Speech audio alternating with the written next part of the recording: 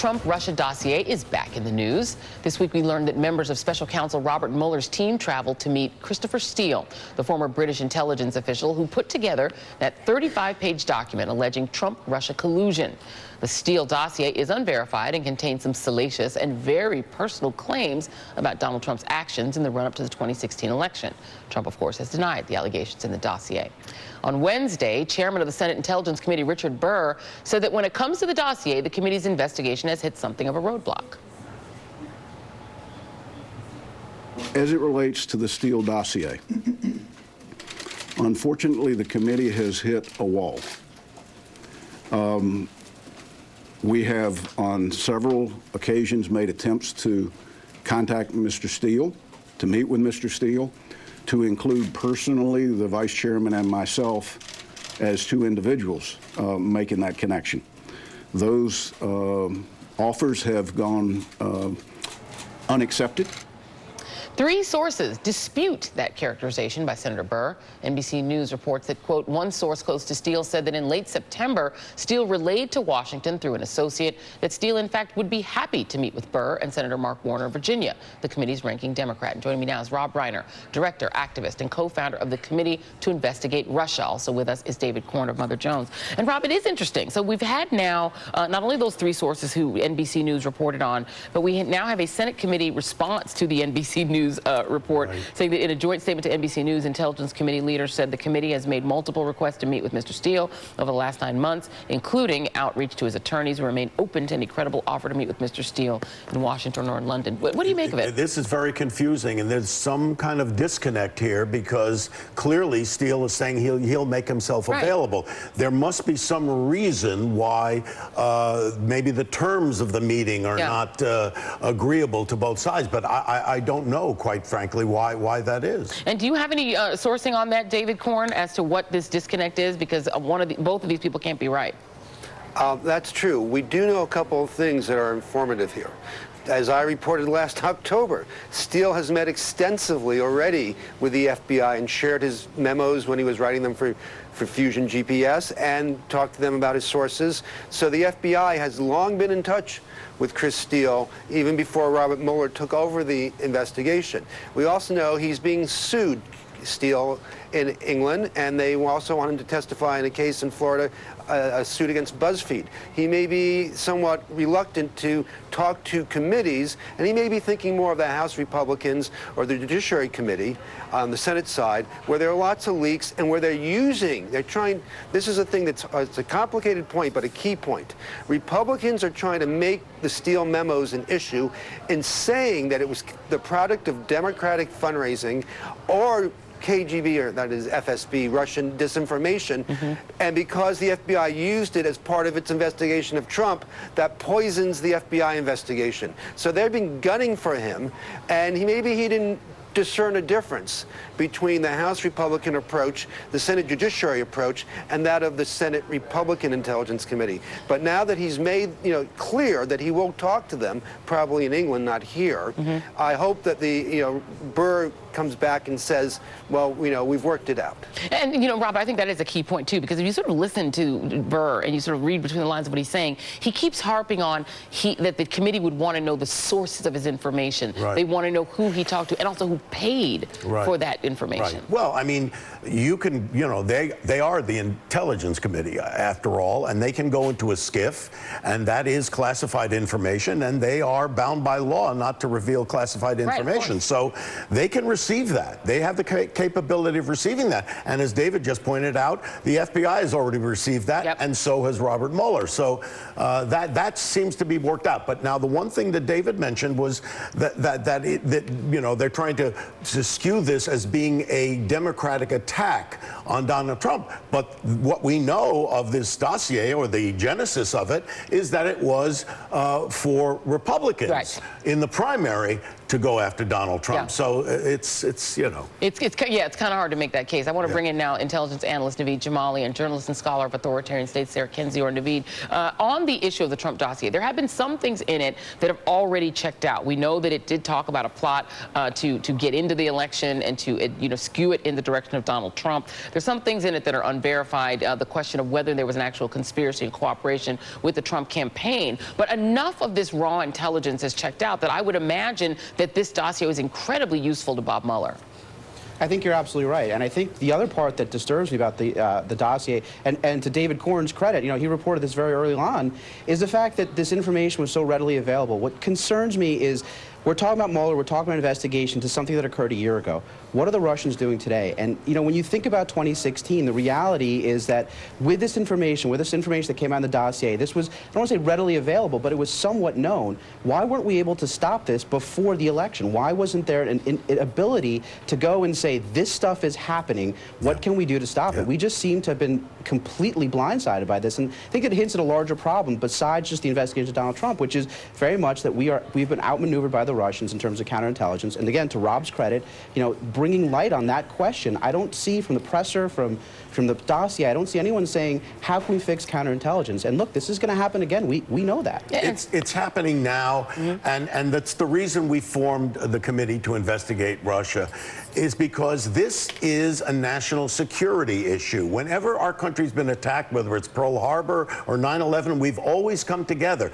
This is the first time we are not doing anything to protect ourselves, and that's because we have a president who, I think there's a confluence of things here, but he's basically, somebody who has been compromised and who's worried about the legitimacy of his election. So he is not taking a position to do what the president is supposed to do, which is to make us safe.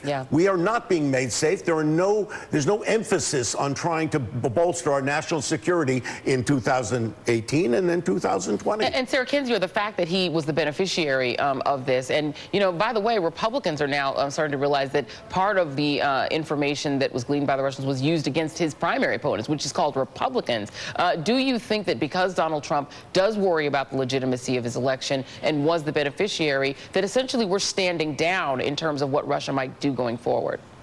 Yeah, I mean, as everyone has pointed out, he's been entirely uncooperative. As this has gone on, he's fired the people who've investigated him. He fired Comey. And on that note, there should be an investigation into obstruction of justice. That should have been something that was handled, immediately. It's amazing that we're months from now and they're still bringing that out. I think the GOP realizes that, if the election was tampered with, which seems quite obvious, that they as a party are affected and that the legitimacy of their vote may be affected. And I think a lot of them are reluctant to get into this because it affects not only Trump, but local elections, state elections, etc.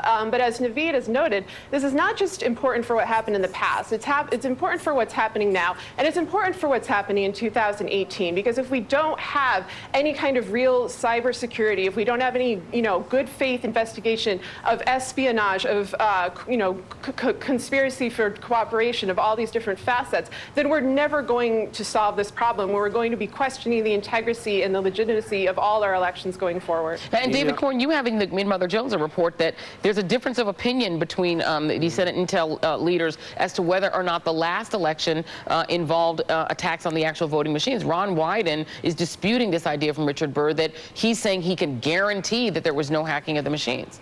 That's right. At the Wednesday press conference that the Intelligence Committee held, Richard Burr, the Republican chairman, said that he can guarantee that whatever Russian meddling there was, it didn't affect the vote tallies.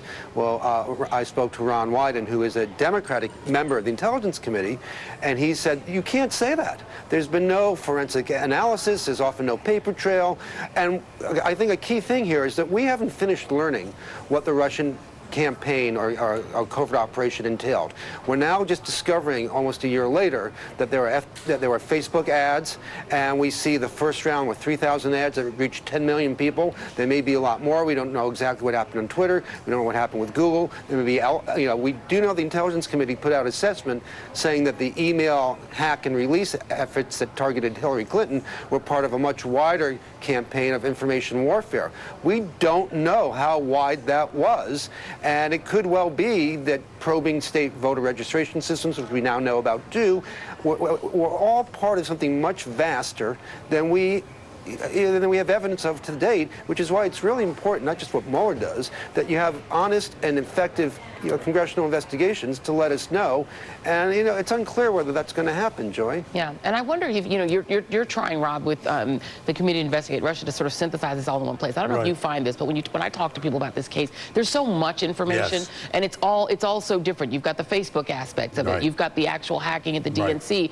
How do you put it into a narrative that people can actually understand it so that they know how important it is? Well, we try to be a compendium. We try to put it all in one place so they can see the history of what Russia has been doing ever since the Cold War and on. We see the key players. We know who they are. We discuss cybersecurity. We also have the breaking news of the day.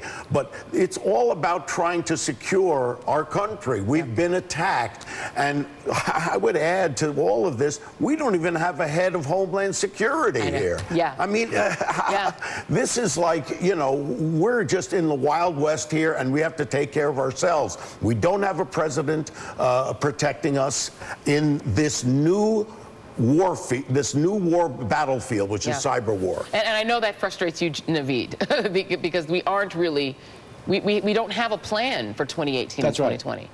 That's right. And I can't say this loud enough.